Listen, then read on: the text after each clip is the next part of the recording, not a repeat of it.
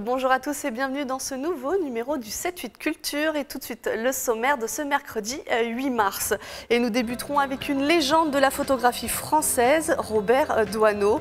Ses filles ont imaginé une exposition autour d'une période peu connue de sa carrière, ses clichés mondains pour le magazine Vogue. Et du côté du Théâtre National de Saint-Quentin en Yvelines, c'est un voyage musical qui est proposé. Le quatuor Ardeo propose une balade dans le temps. Philippe Thuillier est musicien, Emmanuel Brodeau, artiste peintre. Le temps d'une journée, ils se sont associés pour une performance, une œuvre unique. Il est l'un des plus célèbres photographes français. Robert Doisneau est celui qui a réalisé le fameux baiser de l'Hôtel de Ville en 1950. Il aimait capturer à travers son objectif les villes, leur vie et leurs habitants. Le photographe français s'est éteint en 1994 en laissant derrière lui 450 000 négatifs. À Versailles, une exposition imaginée par ses deux filles s'intéresse à une partie peu connue de sa carrière. Ses 3 années comme reporter mondain pour le magazine Vogue, Camille Lambert et Patrick Jacques de Dixmude.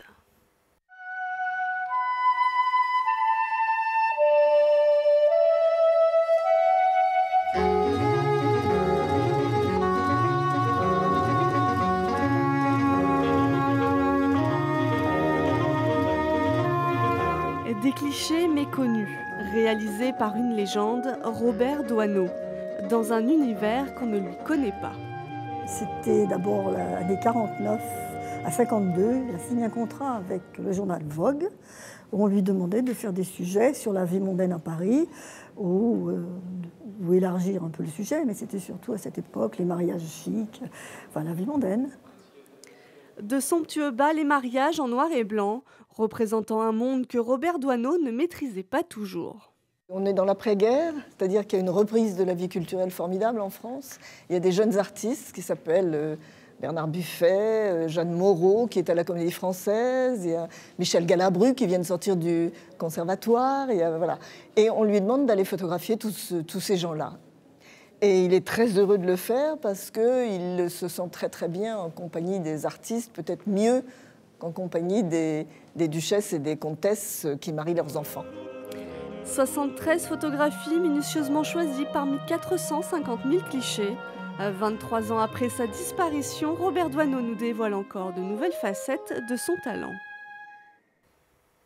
Pour les passionnés de photographie, la ville de Versailles lance un concours. Le thème « Et si Doisneau photographiait Versailles aujourd'hui ?» Le concours est ouvert à tous jusqu'au 7 avril prochain. Les 40 meilleurs clichés seront exposés à la galerie de l'École des Beaux-Arts de Versailles. Et pour s'inscrire, direction le site internet de la commune. Au Théâtre National de Saint-Quentin en Yvelines, un quatuor à cordes exclusivement féminin propose une balade dans le temps, des grandes figures du classicisme viennois aux compositeurs contemporains. Elles joueront la semaine prochaine différentes œuvres de la musique classique, un sujet d'Anne-Laure Languille. Des gongs, des harmonicas à verre et des plocs. Bienvenue dans l'univers insolite et captivant du quatuor Ardeo. En résidence au Théâtre de Saint-Quentin, les 4 jeunes femmes reviennent le 14 mars prochain pour un 3e concert. Quand le théâtre nous a offert de venir proposer 3 concerts, on s'est dit qu'on allait construire une programmation pour faire découvrir autant des œuvres connues du répertoire classique que des œuvres tout à fait hors normes, qui ne sont pas forcément connues du grand public ou pas encore connues du grand public. L'occasion pour le public de découvrir 3 grands compositeurs classiques, le grand Beethoven, plus connu pour ses symphonies et dont on découvre ici le talent pour la musique de chambre, le romantique Schumann et enfin l'œuvre contemporaine de l'Ukrainien Valentin Silvestrov. On ne fait pas autant la distinction entre musique classique et musique contemporaine. On pourrait être surpris, on pourrait jouer 8 mesures des derniers quatuors de Beethoven et on croirait que c'est de la musique contemporaine. Et inversement. Donc je pense qu'il faut dépasser cette idée de « Ah, ça a été écrit aujourd'hui, ça va être bizarre, et ça a été écrit il y a longtemps, et ça va être plus facile ». Né il y a 15 ans à la suite d'une rencontre au Conservatoire de Paris, le quatuor Ardeo fait partie des formations remarquées et récompensées de la scène classique. Carole, Joël, Yuko et Missa ne se lassent pas de travailler ensemble. Leur ambition, partager encore de nombreuses années leur passion commune pour l'univers classique d'hier et d'aujourd'hui. Il faut venir écouter de la musique classique en live parce que les gens sont très surpris. Souvent, ils disent « Ah, mais en fait, c'est vivant, oui, parce que nous, on est des artistes vivants. » Ce week-end se tenait la première édition du festival Electrochic. 3 jours de concerts sur Versailles Grand Parc avec des groupes du monde électro en devenir. C'était aussi un moyen de réaffirmer l'importance de la Cité Royale dans le monde électro.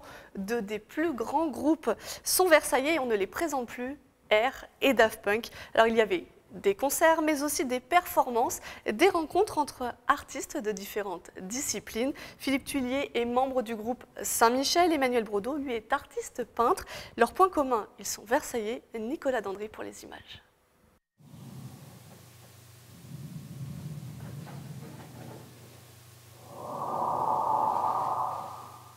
Une respiration, deux artistes qui s'associent.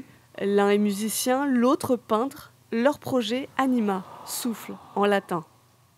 Nos sources d'inspiration, c'est beaucoup de choses ancestrales, antiques, les peuples d'origine, ça peut être les natifs, les Indiens natifs d'Amérique, ça peut être...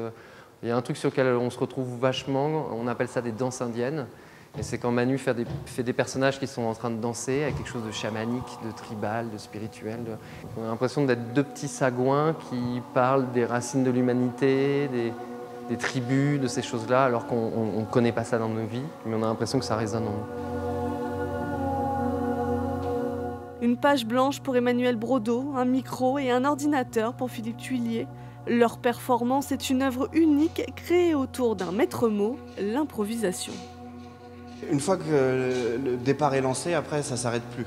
On sait pas où on va, mais par contre c'est maintenant, on sait ce qui se passe maintenant. Et cette peinture est là, des allers-retours, des courbes, et Philippe, avec la musique, il y a une vibration, on essaye de connecter cette vibration de la musique et de la peinture en même temps, c'est-à-dire pour dire la même chose. Des coulures de peinture qui dansent sur la feuille au rythme de la musique. Des visages qui se forment, un instant suspendu.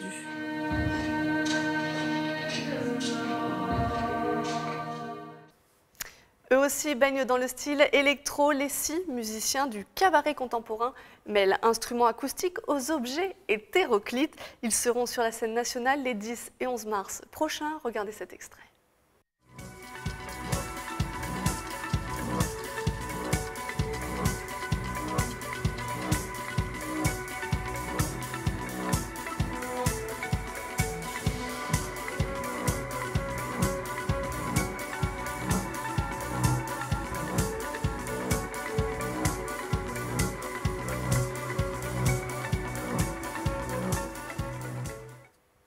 Le 19e Printemps des Poètes se déroule en ce moment. Le thème de cette nouvelle édition, l'Afrique, ou plutôt les Afriques. Jusqu'au 25 mars, tout le territoire de Saint-Quentin-en-Yvelines vivra au rythme des rencontres, des lectures ou encore des expositions.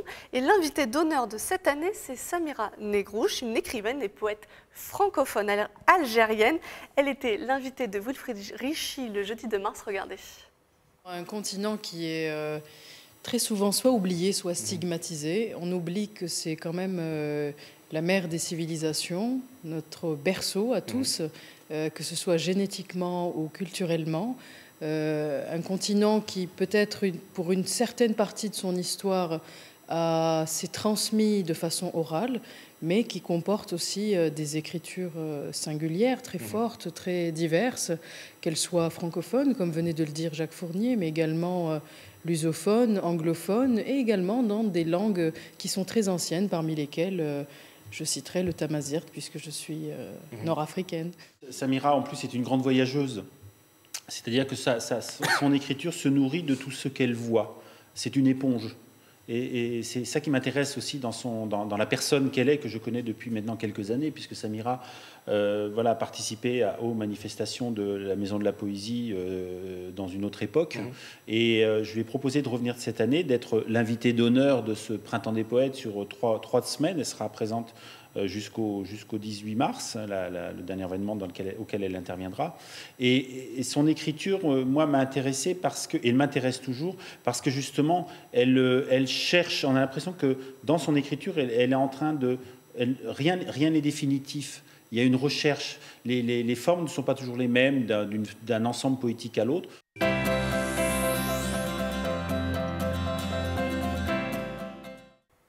Cette semaine, nous partons au Ciné 7 d'Elancourt. Le coup de cœur, c'est celui de Luc Beaucamp. Alors, le coup de cœur du Ciné 7 cette semaine, il y en a deux, mais je vais parler principalement du premier film de Nicolas Bedos qui s'appelle Monsieur et Madame Edelman, qui sort aujourd'hui dans nos salles. C'est un premier film très réussi. Je sais que Nicolas Bedos est comme ça pour la sortie de son premier film. Il a beaucoup travaillé dessus. C'est une collaboration avec Doria Tillier, avec qui il a travaillé sur Canal+, pour ceux qui regardaient Canal+, il y a quelques années maintenant. Et c'est la savoureuse histoire d'un couple pendant 45 ans de leur vie commune, de leur rencontre, je dirais, à leur âge mûr. C'est très savoureux, c'est aussi une très belle histoire d'amour, c'est drôle, c'est romantique, donc c'est vraiment à voir. C'est un premier film, je le reprécise. Et puis un petit coup de cœur, deuxième, pour le film de Lucas Belvaux. On aime beaucoup Lucas Belvaux au Ciné 7, c'est un cinéaste très particulier. Venez voir aussi chez nous, dans nos salles, qui est une comédie, on va dire, dramatique sur l'arrivée et la montée du Front National dans un petit village du nord de la France. Ça m'étonnerait que ça l'amuse beaucoup de savoir qu'elle était surveillée.